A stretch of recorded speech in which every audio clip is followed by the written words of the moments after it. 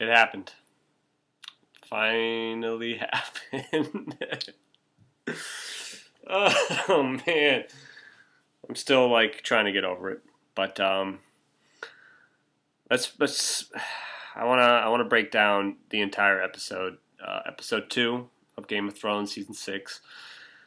I know we all want to talk about the ending, but I just we'll get to that. Of course, we'll get to that. But first, I just wanted to go through like all of the other stuff that happened because there was a lot. There was a lot of stuff that happened this episode. Like people, like yes, I love the fact that what happened in the ending happened in the ending, but I feel like it's going to overshadow like so much stuff that this episode had in it. That people might just like forget all of a sudden because of what happened in the end. So before we give all the attention to the ending, I want to run through, maybe quickly some of the things that did happen in this episode. So if you haven't watched the episode, I highly recommend you do before you watch this. I don't know why you would be watching a episode review if you hadn't seen the episode yet, because there are going to be spoilers. So spoilers be damned. Here we go. Let's get into it. That being said, Jon Snow's fucking alive, dude. Jon Snow's alive, dude. Okay. All right. I mean, I haven't been a long time book reader, but like I started reading the books, 2012 or whatever. So I've been waiting since then to see this happen and to see it happen on the show. It would be nice reading the book, but it happened in the show. That's fine too. I'm not going to be one of those people that get pissed because stuff happens in the show. I can't read in the book. Let's go. Beginning of the episode. It started off with Bran, I think, was the first one. The first scene that we had. Training with the Three-Eye Raven and all that. Like they said, they hate doing flashbacks in the show, but obviously, like, it's because they think it's lazy storytelling and stuff like that. But the cool thing about this is that these flashbacks are the story. Like, it actually has meaning to it, other than them just trying to we can't really describe what happened in the past, so we'll just do like a lazy flashback all of a sudden, blah, blah, blah, blah. But this means something. Like, Bran is learning how to go back in the past and see all the important things that may have happened. And so we see him go back to Winterfell, where we see a young Ned Stark, a young Benjen Stark, and a young Lyanna Stark. Oh, Lyanna Stark. Oh, funny that she's just showing up all of a sudden. That's not suspicious at all. And then a young Hodor too, who can actually talk. So that's like the first like crazy thing that happened in the episode. Is that obviously something happened to Hodor that made him become the way he is. Like, nothing was hinted so far, but it's clear that between that time and the present, something happened to Hodor that made him unable to say anything but Hodor, which is weird because his name is Willis and not Hodor. So why does he only say Hodor? Like, what does Hodor mean? Is it the key to everything? Hodor means something that will save the entire world. Who knows? But Hodor knows, apparently. He just can't say it, or he is saying it, but he can't explain that Hodor means something. I don't know. But that's pretty interesting. I mean, not much else really happened in that scene other than you seeing a young Ned Stark with his brother and sister. Obviously, it's like a prelude to next episode, because it's clear from the preview for episode 3 that Tower of Joy is coming in episode 3. And all of a sudden, they're showing Lyanna Stark, and then Jon Snow's alive, and now they're going to show the Tower of Joy. So I don't know if you are on board with the Jon Targaryen theory, but it's looking like that's really going to happen. Okay, so what else happened? Cersei, I don't know if Cersei was the next one that came up, but Cersei, not in a really good place. Having Robert Strong go around King's Landing bashing people's heads in. That one fucking dude Just bam, and he's dead. Like, that's all it took. There's a very short scene. It's like obviously there to show you like how strong this fucker is. Like he's the mountain, just dead and stronger, I guess, coming back from his own near death. Yeah, it was like the whole point of that. Like this dude can literally just smash the dude's head into the wall, and that's it. That's all it took. And then it cuts to what? Her trying to leave to go to Marcella's funeral. Tommen didn't want it, obviously, because he didn't want shit to start between the faith and the church and Cersei, saying that she's not welcome there, or just stir shit up that doesn't need to be happening right now. Like, there's enough going on. We don't want any more happening between them. And then Jaime in there. Jaime kind of, giving his little rant to the guy. I can't remember his name right now. The Sparrow. Yeah. Giving his little rant about the gods fucking killing everybody. Not really much to say about that. It's just him kind of fed up with that shit. I mean, it's like, it's pretty much setting up that, shit is about to go down in King's Landing. The Faith militant is there. They're not budging. And now Tommen is very dead set. He's talking about bringing the church down on top of their heads because of Margaery and when they made Cersei walk naked throughout King's Landing and stuff. He should have just torn the entire fucking church down on top of their heads. And like, it's clear that he is like, and then he went back to Cersei. So it's clear that he's starting to get that Lannister mentality of, I'm just going to fuck everybody up that is against us. And so it's like, that's the sense I got from that scene, is that it's going to come to a head. There's probably going to be this huge battle in King's Landing or something, or they're going to clash, and it's just going to make the entire South even weaker to fucking deal with the White Walkers that come. It's just like, that's what the whole South, anything that's not happening in the North, it's like, that's the sense I get. It's just, it means nothing other than the fact that they are going to be completely unprepared for when the White Walkers come. Like, that's the whole point. It's like, they're just going to fuck each other up, weaken each other up, and then the White Walkers are going to come, and then nobody's prepared. That's the sense I've gotten for a long time, that they're just fucking the entire kingdom up. They're stupid. Fucking A. Tyrion releasing the dragons. That was pretty sick. What did he say? If I ever come up with an idea like that again, punch me in the face. Like, that was the stupidest thing. I'm gonna walk up to these two dragons and like tell them a childhood tale, and hopefully they won't bite my fucking face off. Like, if I ever come up with a plan like that, shoot me, or not shoot me, punch me in the face. It's classic Tyrion, but it was so good that, like, those dragons really did. I don't know if it's the dragons reacted that way because he is like a friend of Daenerys. Like, they know that, but they've never seen it.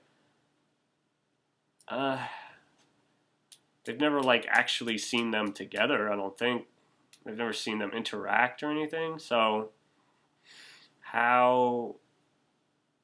I mean, it's either that, like, they do know somehow, some way, some dragon magic, they know that he is a friend of Daenerys, or they just feel super comfortable around him for some other reason. So it's going to be it's super interesting the way they reacted to him and how cool they were. They were a little standoffish at first, like getting fire up in their mouth, but after that he started talking. They were super cool about it, and it's weird. We'll see. Maybe we'll figure out why. I don't remember. After this, the fucking order gets kind of messed up. I don't really remember. So I'm just going to start with what I have here. The Greyjoys. This shit's going down in the Iron Islands over there. Finally, Baelon fucking takes the plunge. I've been waiting for that shit to happen for so fucking long. Hate that dude. Hate that dude. But Euron Greyjoy's not that much better. And he is very clearly insane. Like, Balon was a fucking straight up dick. But Euron is like talking about I am the storm. Like having a fucking Walter White Heisenberg moment. Like, I am the storm. Like, I don't know what you're talking about. This shit doesn't fucking. I am the storm. I am the one who knocks. Jesse. Yeah, so you're on to killing Balon. I don't know how nobody noticed. Like, the Iron Islands seem like they're super chill with letting their king, like, having no security around in their, like, main fortress, the Pike. Like, there's no guards. Like, how every other fucking king has at least, like, some dudes at, like, gateways and stuff. I don't know how he got in, how he managed to throw him off and then, like, get out of the castle, and nobody saw that. But anyway. So that's going to be interesting. They're going to do the King's Moot now. We're going to figure out who's going to be leading them, what's going on with them. Depending on if you read the books or not, you could kind of figure some stuff out about what's going to happen next. But I don't really want to get into that in this video. I could make other ones going more in depth. But I don't want to go too book heavy. I'm just trying to focus on the show. So, like, what we know in the show. I mean, if you guys wanted, I could do other ones. I mean, but we'll keep it with the show right now. So, knowing what we know in the show, we know that there's a King's Moot, which is where they choose the new king. Could be Asha, it could be whatever. Could be Euron. He's gonna come in, which is gonna be super sketch. Like, they're gonna know, like, Euron hasn't been seen in forever on the Iron Islands, and then all of a sudden he shows right up. Unless he, like, takes his time, like how the King Moot is being fucking set up and stuff, and he just, like, takes his time, like, takes, like, a week to show up, like, oh, now I'm here. Like, that's the only way it wouldn't be suspicious if, like, okay, we're having it, and he's here. Like, whoa, dude, you got here super quick. That's super fucking weird, but okay, there's nothing fishy about that whatsoever. And then speaking of Greyjoys, we have Sansa and Theon again, still stuck out in the woods, still on the run from Ramsay, even though they seem like they've kind of given up the local chase. Like, Ramsay's so much more focused on where they're going instead of, like, trying to find them while they're out there. And so Sansa's talking about going up. When she was saying going up and seeing Jon Snow and he was still dead, it was like, he's dead though. But that kind of gave a hint too. Like, all right, maybe it'll happen sooner than we think. I didn't think Jon Snow was gonna come back episode 2. I knew it had to be, like, soon. I thought it was gonna be episode 3. I knew it couldn't be too soon. We'll talk about Jon Snow. We'll get there. So yeah, she wants to go up there, see Jon Snow. Ramsay knows that, so he wants to get up in there, attack Castle Black like the fucking dumbass that he is. Like, you really think that's... Yeah, that'd be a smart idea. Let's get the entire kingdom on our asses because we're attacking the Night's Watch, the fucking people that take part in nothing. Let's go and attack them. Like, that makes us look super cool. And then Theon saying he's going home. So Theon might get home before the whole King's Moot things happen, and he might play a role in that. I don't know. We'll see, based on what we know in the show. That he won't really... Yeah, based on the show, like, people aren't going to take him seriously. Like, nobody's going to take him seriously. Nobody's going to want to see him. I don't... Because then... Yeah. What else? Arya. No, let's go back to Ramsay. We're talking about Ramsay. Whoo, Ramsay, dude. That was like the second... that was the second moment. As much I fucking hate Ramsay, everybody hates Ramsay, but me personally, when I saw him stab Roose, I was clapping. I was so happy, dude. Like, I had a feeling. I mean, we all did. It's pretty obvious. Like, there's a feeling that Ramsay could have done what he did and kill Roose Bolton and fucking Walda and his newborn half brother. But to see it happen, dude, when he took the knife into Roose. It was so satisfying, so satisfying. You're cheering for Ramsey for a brief second. And that just goes to show that like, he has no idea what he's doing. Like, what are you doing, though? Your father is the only reason why shit hasn't spiraled out of even more control. Like, Roose is holding this shit together as best as he can. It's like a pile of shit that he's just like been fumbling around with it, but he's been doing it pretty well. And then you kill him, and now you take on that pile of shit. Oh boy, dude. But I mean, he's got the Karstarks with him. Who else did he say? He had Manderley. House Manderley. We haven't been introduced to any of them yet in the show, so I won't go too far into that. But so I mean, he's got some big houses behind him, but at the same time, it's like, yeah, you have a handful of huge houses, but then Jon and Sansa is just gonna like collect up the rest. Not to mention you have freaking the Lannisters pissed off at you too for backstabbing them and all that. And then the Vale's coming. Last we saw Littlefinger, he was like going to rally the Vale to come up north too. So it's like, you have the entire kingdom coming at you. You're fucked. You are fucked. You are fucked, Ramsay. Roose is probably the only way that you could have fucking wiggled your way out of it. But now, take on the whole world. Fine, take on the whole fucking world. I don't give a shit. Get killed. It's time for you to fucking go, dude. It's time for you to go, dude. Let's see. Arya? I mean, she had like another tiny little scene, like episode 1. Her scene was pretty short and to the point. This time, pretty short and to the point. Her sticking to her guns and not saying her name when they keep asking her. When they keep asking her what her name is, keep sticking to her gun. The girl has no name. Proving her worth. And that's pretty much that. It's just her showing that, she gets it. She gets the fucking point, man. She's nobody. She has no name. She gets it. She fucked up. Even after he offered her eyes back, she's like, nah, the girl has no name. Okay. Come with me. Come with me. So I don't know what that actually means, like what's going to happen now. I'm assuming her training's not fully done. And I don't think they're going to give her eyes back like right away. I'm assuming that she's going to get her eyes back at some point in this season. Probably not soon. They'll probably still have her running around and training while she's blind just to make her that much better. Yeah, so it's pretty simple, to the point. She's still training, but she's getting there.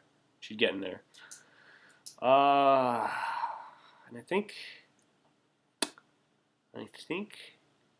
that is it. Besides the Jon motherfucking Snow. Jon Snow coming back. I think we can talk that. And yeah, that'll encompass the rest of what happened too with Alistair Thorne and all that stuff. But the Wildlings coming in, throwing down, just like stopping the Night's Watch in their tracks. I thought it was going to be an actual battle. I thought the last of the Night's Watch was going to get wiped out, which, I mean, I'm sure some people would love to see after last season. That was them killing Jon Snow, but at the same time, I was worried. I thought, they were going to come in and kill everybody, which would have been, satisfying that the guys who killed Jon Snow would all get killed. But at the same time, you need as many motherfuckers as you can get with the threat beyond the wall, the threat that's coming toward the wall like very, very soon. So yes, it would have been satisfying to see them all wiped out and killed, but at the same time, you could really use every single body you can get in the Night's Watch. So it was nice to see that they kind of all just said, fuck it, we're way out of our league right now. There's like, 20,000 something freaking wildlings outside with a big-ass giant here just throwing people around. Fucking, yeah. That's just, we get it. We'll put our swords down. We get it. So that was it was satisfying too. I thought Ollie, oh man, At the very least, Ollie could have got killed. Like, if he like lunged forward like that, and the giant just fucking like picked him up and squished him or some shit. Like, fuck off, dude. That would have been I would have been okay with that. And then everybody else surrendered. Like Alistair Thorne, just we get it. We're done. Bring us to ourselves. That's that.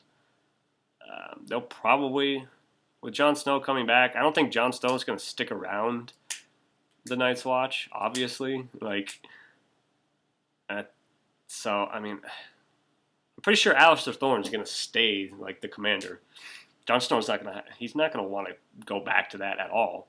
And with him dying and coming back, he's, essentially fulfilled his oath to the Night's Watch. Like, he's died. So my oath's done. Like, I lived up to my oath. I'm free of my oath. Like, he can leave the Night's Watch at any time now that he's back from the dead, because he had paid his dues, essentially.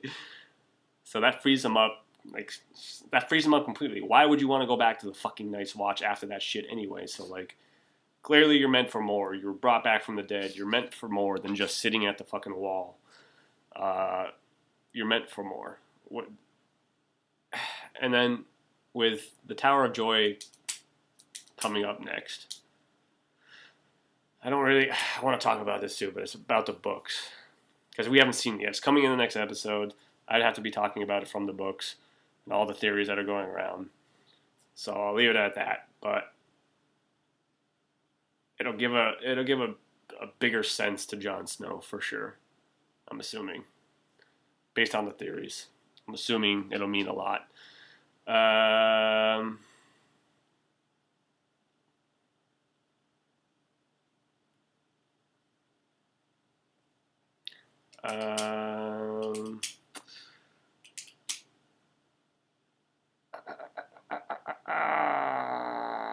So yeah, that'll free him up for a lot more, which I'm assuming would be to take back Winterfell, like to unite the North. That's the next goal.